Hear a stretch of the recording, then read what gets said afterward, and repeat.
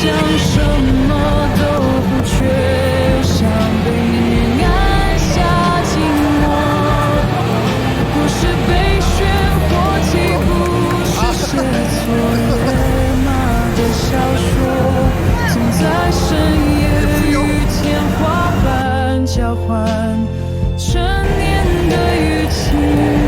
穿过沸腾的人群时，把自己站成一座孤岛，撕掉所有等待的剧本，